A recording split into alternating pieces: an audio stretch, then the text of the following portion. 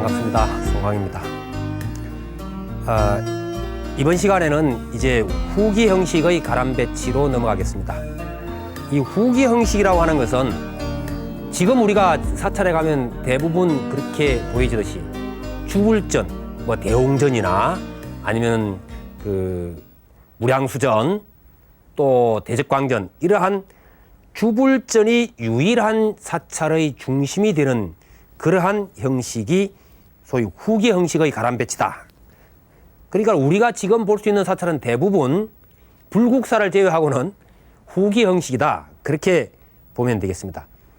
물론 산지가람이 이제 점차 대부분 나타나는데 이 산지가람이 그러면은 정기 형식에 산지가람이 없었냐면 그렇지도 않아요. 정기 형식에도 산지가람이 있습니다.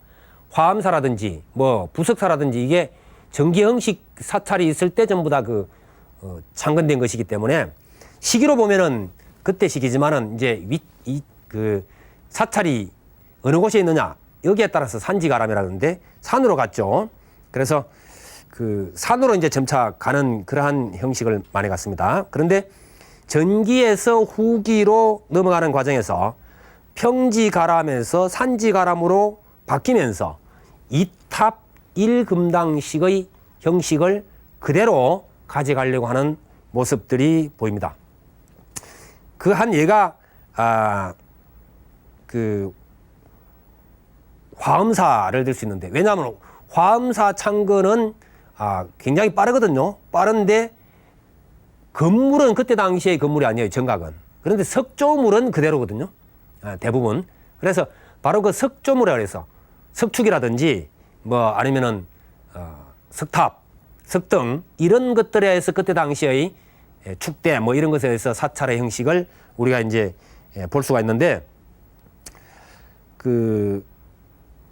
이 화엄사나 부석사 같은 거는 처음부터 산지에다 대가람을 형성을 했고요. 해인사나 범어사 같은 것도 역시 마찬가지로 산지에다 처음부터 대가람을 형성한 그러한 형식입니다. 그래서 이 화엄사에 가보면은 동탑, 서탑이 있거든요. 물론 이제 정면으로 보면은 대홍전이 정면을 차지하고 있고, 서편 쪽으로 보면은 이제 각황전이 있어서 마치 대홍전 앞에 한 기, 각황전 앞에 한 기 있는 것 같지만은 사실은 대홍전을 두고 좌우로 동탑, 서탑이 있는 형식이라서 그렇게 보면은 이탑 1금당식의 형태를 그대로 가져가려고 했던 것을 볼 수가 있습니다. 이러한 산지가람에 있어서는 석축이 많이 나타납니다. 그래서 화엄사 같은 경우는 기역자로 꺾인 대석축이 있고 그 위에 대홍전과 각황전이 있는 것을 볼 수가 있습니다. 지금 보이는 저 사찰은 서남사 대홍전이고 그 앞에 쌍탑이 있죠.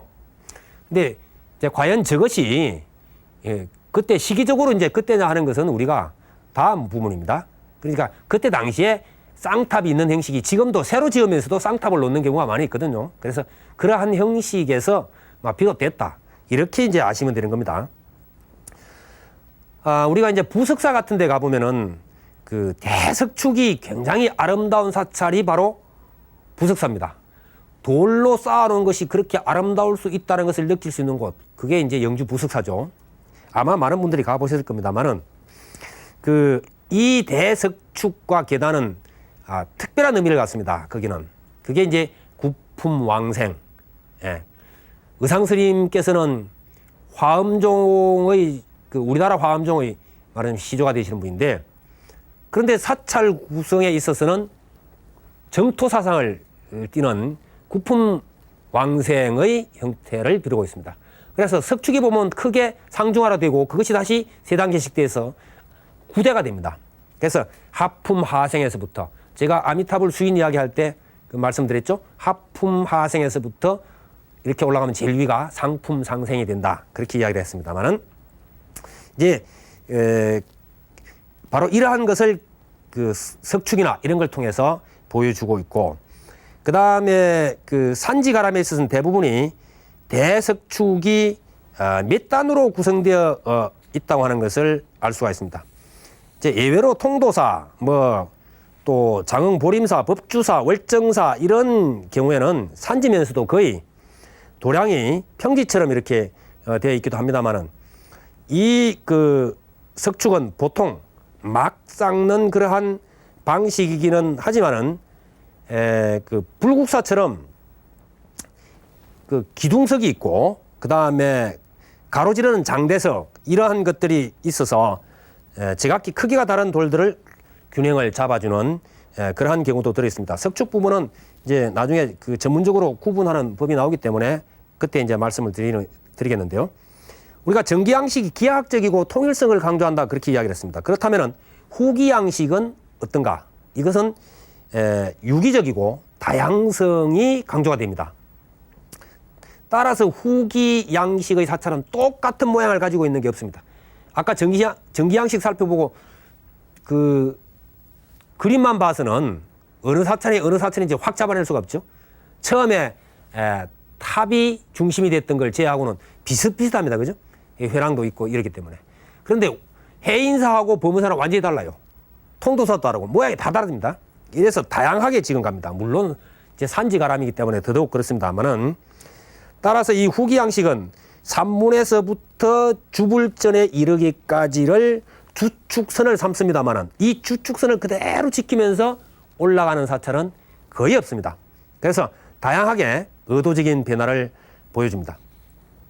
우선 그 몇 개 사찰을 가지고 제가 그걸 좀 짚어드리겠습니다. 우선 화엄사를 이제 보면은 아까 이탑 1금당 그랬습니다만은 그것이 이제 동탑, 서탑 이것이 대웅전하고 삼각을 이루고 있죠. 예, 삼각을 이루고 있어서 각 황전 앞에 있는 것 같지만은 사실 2탑 1금당식이다 하는 이야기를 말씀드렸습니다. 그러면은 대웅전에서부터 주축선을 쭉 끊으면은 이렇게 되어집니다. 그러니까 밑에 오면은 주축선에서 벗어나 있죠. 벗어나 있는데 그럼 벗어난 데서 일직선으로 올라갔느냐 하면 그게 아니에요. 일주물이 보면은 전혀 약간 삐딱한 방향으로 잡아 있고요. 거기서 올라가면은 이게 다시 틀어집니다. 금강문까지가 일직선으로 되어 있질 않아요. 틀어져 있어요. 그리고 밋밋한 길인데도 이렇게 구획을 주어서 변화를 주었고 또 역시 구획을 그어서 변화를 줬습니다. 금강문에서 천왕문에 올라가는 것은 천왕문이 왼쪽으로 또 가버렸어요. 천왕문에서 점차 왼쪽으로 이렇게 갑니다. 그 참 재미있게 만들어놨어요. 그러니까 만나는 것마다 계속 새롭게 되어 있습니다. 계속 변화를 주고 있습니다. 여기서 계단도 지금 갔죠? 가서 보제루가 앞을 막아버립니다. 그리고는 다시 왼쪽으로 가다가 이번에는 오른쪽으로 꺾어서 올라가게 되어 있습니다.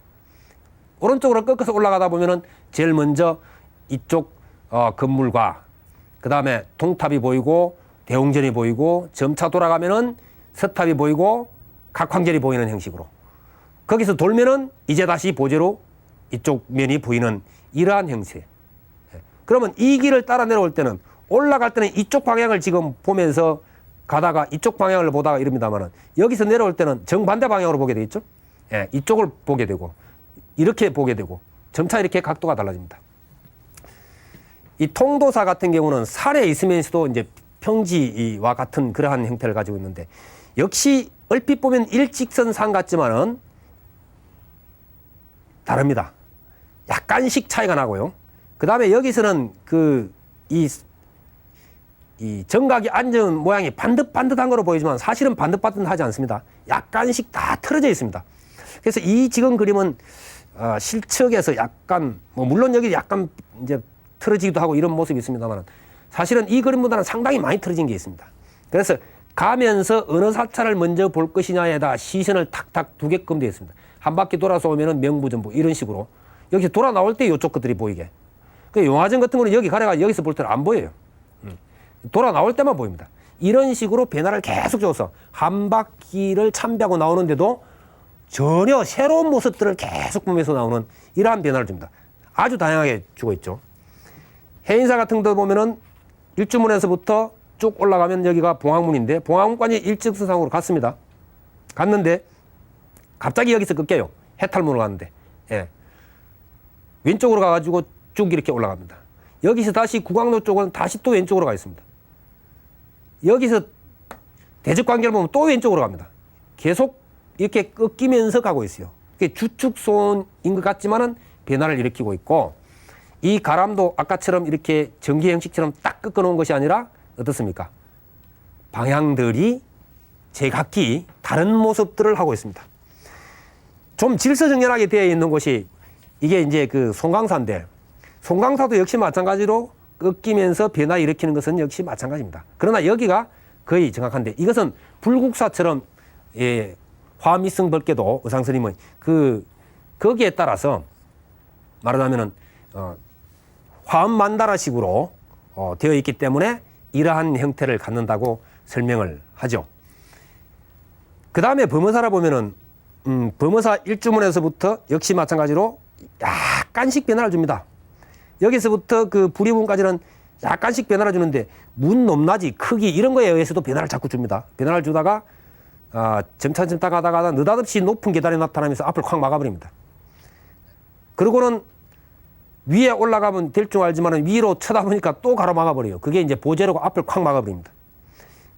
여기서부터는 대웅전을 볼 수가 없습니다. 그래서 왼쪽으로 돌건 오른쪽으로 돌건 돌게끔 되어 있습니다. 그래서 여기에 지금 이 건물이 있어가지고 마치 이쪽을 볼 거 있는 것처럼 유인도 하고, 여기도 이렇게 이제 되어 있습니다만, 이렇게 돌아서 가다 보면은 여기서 지금 탑을 보게 되고, 탑을 이렇게 지금 곡선이 보이죠? 여기서 보면은 여기 막고 있고 여기 막고 있습니다. 그러면 사람들이 어디로 가겠습니까? 이렇게 가죠. 이렇게 이제 올라갑니다. 이러한 형식으로 가게끔 이런 변화를 주고 있다, 이런 거죠. 그래서 각기 우리가 갈 때는 또 바른 길을 가고 있는 것 같지만은 사실은 그것이 지루하지 않은 것은 저와 같이 쉼 없이 변화를 주고 있다, 이런 이야기입니다.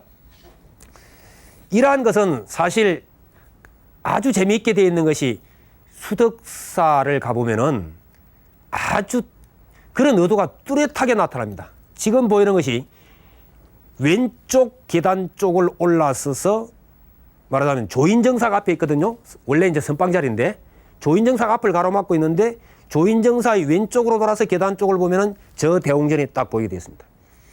그런데 누가 봐도 수덕사의 대웅전은 바로 이 방향으로 볼 때가 가장 아름답다 그럽니다. 반대쪽에서 가면은 아름답지 않아요. 이마만큼. 그런데 그 모양을 보면요, 아주 재미있게 되어 있는 것이 어떤 형식이냐 하면은,